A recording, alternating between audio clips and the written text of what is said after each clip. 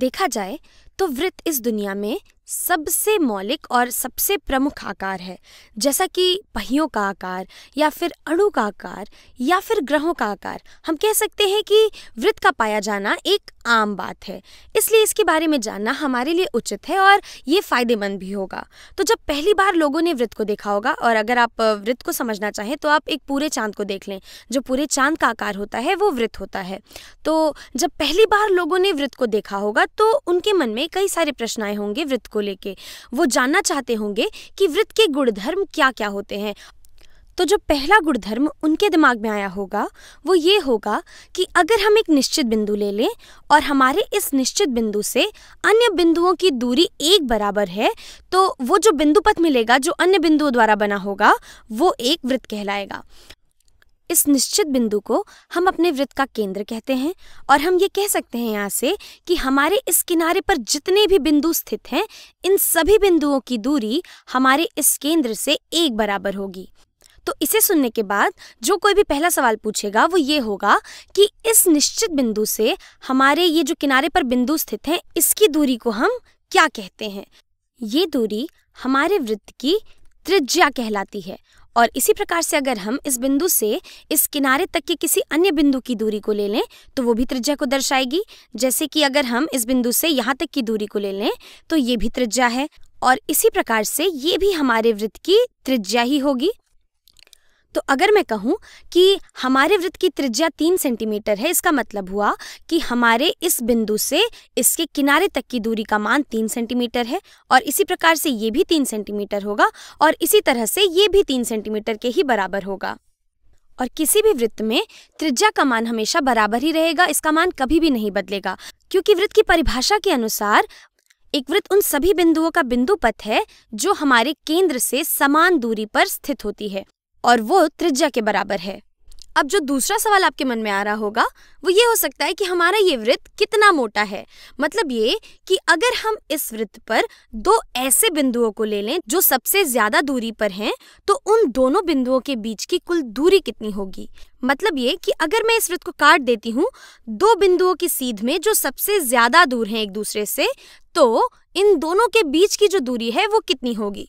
और हम यहाँ पर कह सकते हैं कि ये ज़रूरी नहीं है कि मैं सिर्फ इन दोनों बिंदुओं के बीच की बात कर रही हूँ। यहाँ पर मैं किसी और बिंदुओं को भी ले सकती थी। यहाँ पे अगर मैं इस बिंदु को ले लेती हूँ तो इसकी सीध में अगर मैं जाती हूँ तो मैं कहीं यहाँ पर पहुँचूंगी। अब एक सवाल जो आपके मन में आ रहा होगा वो ये है कि हमने इन दोनों बिंदुओं को ही क्यों लिया, हम यहाँ पर कोई और बिंदु क्यों नहीं ले रहे हैं।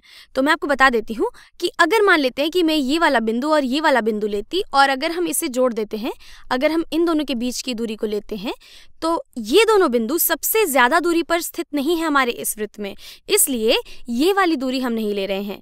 हम सिर्फ उन बिंदुओं को ले रहे हैं जो सबसे ज्यादा दूरी पर स्थित हैं। और इस स्थिति में यहाँ पर वो वाले बिंदु या तो ये वाले हैं या तो ये वाले हैं, और इस तरह से इस वृत्त में कई सारे ऐसे बिंदु हैं जो सबसे ज्यादा दूरी पर स्थित हैं और जो केंद्र से होकर गुजर रहे हैं। और हम त्रिज्याओं की बात तो पहले ही कर चुके हैं। हम जानते हैं कि एक वृत्त की त्रिज्या क्या होती है, और हमें यहाँ पर दिख रहा है कि ये वाली जो दूरियां हैं, ये जो रेखाएं हैं जो दर्शाती हैं इन दोनों बिंदुओं के बीच की दूरियों को, ये हमारे केंद्र से होकर गुजर रही हैं। और हम यहाँ से देख सकते हैं कि ये दूरियां बनी हुई हैं दो त्रिज्याओं से मिलकर। ये दूरी बराबर है अगर मैं दो त्रिज्याओं को आपस में जोड़ दूं तो। इसी रूप से ये वाली जो दूरी है ये भी दो त्रिज्याओं से मिलकर ही बनी है। और ये दूरी जो दिखाती है दो सबसे ज्यादा दूरी पर स्थित बिंदुओं के बीच की दूरी को, इसे हम एक विशेष नाम दे सकते हैं। इसे हम कहते हैं व्यास। ये है मेरा व्यास हमारे वृत्त का।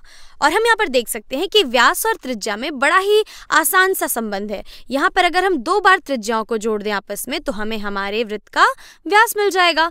तो मैं यहाँ से लिख सकती थी व्यास बराबर होता है 2 गुणा हमारी त्रिज्या के। तो अगर हम त्रिज्याओं को 2 बार जोड़ देते हैं तो मुझे मेरे वृत्त का व्यास मिल जाता है। अब दूसरी रोचक बात जो आपके मन में आ रही होगी वो ये होगी कि हमारे इस वृत्त के चारों ओर की दूरी कितनी है।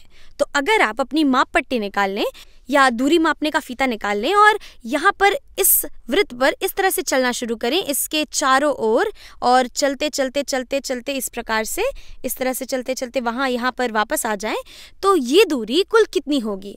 और इस दूरी का भी एक अनोखा नाम होता है, इसे हम कहते हैं परिधि। ये है परिधि हमारे वृत्त की। अब व्यास और त्रिज्या में संबंध है ये तो हमें पता है, लेकिन क्या ऐसा ही कोई संबंध व्यास और परिधि में भी है? चलिए देखते हैं। मैं आपको एक कहानी सुनाती हूँ इसके लिए। कई हजारों साल पहले जो लोग थे उनके पास मापट्टी थी, और वो मापट्टी बहुत ही सटीक नहीं थी क्योंकि वो बहुत पुरानी है, और उन्होंने शुरू किया एक वृत्त की परिधि को नापना। तो जब उन्होंने वृत्त की परिधि को नापा तो उन्होंने पाया, अगर हम इस वृत्त को ले लें तो उन्होंने पाया कि इस वृत्त की परिधि लगभग 3 के बराबर थी। और फिर उन्होंने इस वृत्त के व्यास को नापा। तो इस वृत्त को व्यास के नापने के बाद उन्होंने कहा कि इसका व्यास लगभग 1 के बराबर है। तो यहाँ से उन्होंने निष्कर्ष निकाला कि इस वृत्त की परिधि और व्यास का जो अनुपात है वो 3/1 है। इस चीज को मैं थोड़ा और अच्छे से लिख देती हूँ, इसे मैं यहाँ से हटा देती हूँ, ठीक है। तो कई साल पहले लोगों ने परिधि का व्यास के साथ अनुपात निकाला। व्यास के साथ अनुपात, तो जो अनुपात उन्होंने निकाला वो बराबर आया, वो लगभग बराबर आया 3/1 के। तो उन्होंने कहा कि इस वृत्त की परिधि और व्यास का अनुपात लगभग 3/1 है। और इसके बाद उन्होंने कई और वृत्तों की परिधि और व्यास का अनुपात निकाला, और उन्होंने, मान लेते हैं कि ये एक वृत्त लिया और उन्होंने इसकी परिधि को मापा अपने मापट्टी से, और उनकी मापट्टी बहुत सटीक नहीं थी हमें पता है, तो उन्होंने इसकी परिधि निकाली लगभग 6 के बराबर। और जब उन्होंने इस वृत्त का परिधि और व्यास का अनुपात निकाला, परिधि और व्यास का अनुपात, तो ये फिर से आया लगभग 3 के बराबर।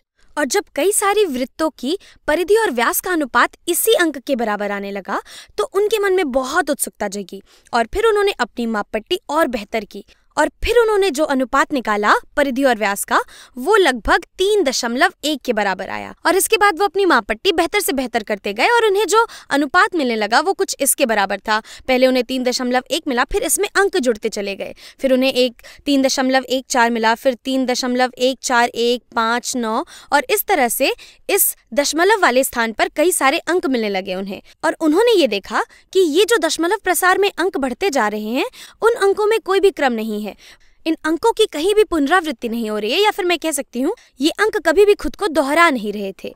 इसलिए उन्हें ये बहुत ही रोचक अंक लगा, और ये एक नए तरीके का अंक था जो प्रकृति में उन्हें हर जगह मिल रहा था। क्योंकि हम जानते हैं वृत्त की कितनी अहमियत है प्रकृति में, हमें हर जगह वृत्त दिखाई देते हैं, और क्योंकि ये संख्या बहुत ही विशेष थी वृत्तों के नजरिए से, तो हमने इस संख्या को एक अलग सा नाम दे दिया। इसे हमने बुलाया पाई। इसे हम कहते हैं पाई, या फिर मैं इसे अगर ग्रीक भाषा में लिखूं तो हम इसे इस प्रकार से लिखते हैं, ये दर्शाता है पाई को।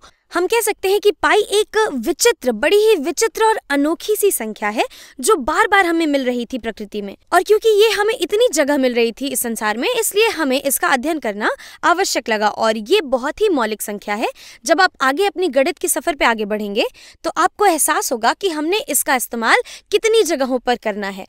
और अब जो हमारे काम की बात है वो ये है कि किस तरह से हम इस पाई को अपने लिए इस्तेमाल कर सकते हैं, यहाँ पर किस तरह से हम वृत्तों को पढ़ने के लिए पाई का इस्तेमाल कर सकते हैं। चलिए देखते हैं। तो हम जानते हैं कि पाई दर्शाता है किसी भी वृत्त की परिधि का उसके व्यास के साथ अनुपात।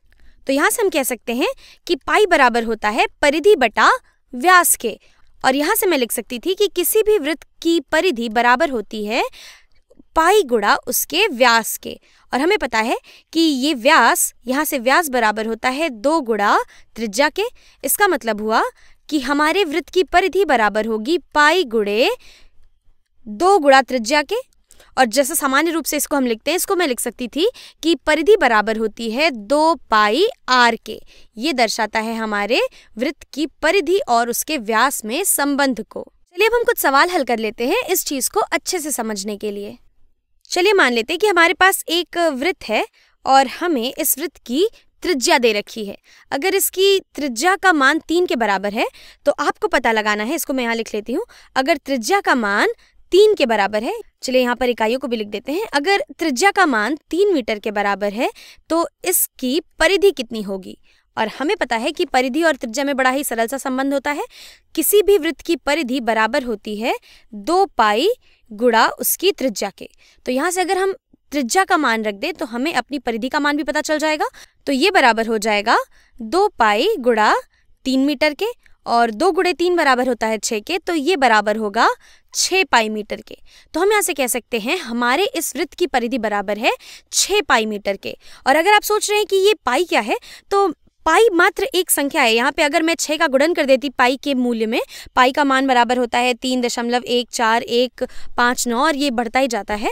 तो अगर हम यहाँ पर इन दोनों का मान का गुणन कर देते तो भी जो मुझे अपने वृत्त की परिधि मिलती वो भी सही होती।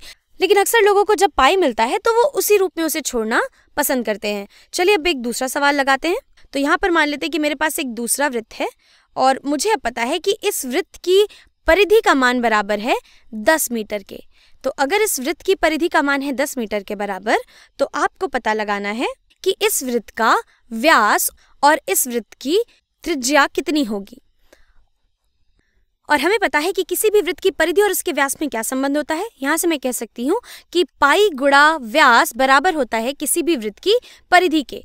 तो हम कह सकते हैं कि यहाँ से हमारे व्यास का मान होगा हमारी परिधि के मान को अगर हम पाई से विभाजित कर दे तो, और ये बराबर होगा, हमें पता है हमारी परिधि का मान है 10 मीटर, ये बराबर होगा 10 बटा पाई मीटर के। तो हमारा व्यास होगा 10 बटा पाई मीटर।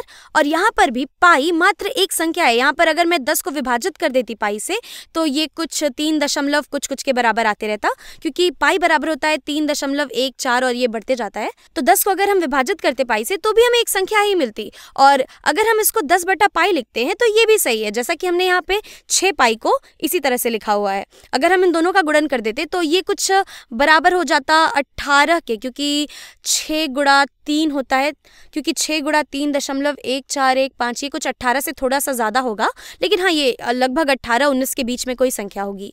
तो इसी तरह से हम यहाँ पर d को भी पाई के रूप में ही लिख रहे हैं। 10 बटा पाई मीटर हमारे इस वृत्त का व्यास होगा। और अब अगर मुझे अपनी त्रिज्या का मान निकालना है तो हमें पता है कि त्रिज्या किसी भी वृत्त की बराबर होती है उसके व्यास के आधे के। और यहाँ से व्यास का मान है 10 बटा पाई, तो मतलब मुझे 1/2 का गुणन करना है 10 बटा पाई में, और यहाँ से 2 × 10 होता है और ये बराबर होगा 5 बटा पाई के। तो हम कह सकते हैं हमारी त्रिज्या 5 बटा पाई मीटर के है। और इसमें कुछ भी अलग सा नहीं है, कुछ भी नया नहीं है इसमें। ऐसे सवालों को हमने पहले भी देखा है कि अगर हमारे पास 2 संख्याएं हों और तीसरी संख्या में संबंध हो उन दोनों संख्याओं का, तो तीसरी संख्या का मान हम कैसे निकालेंगे।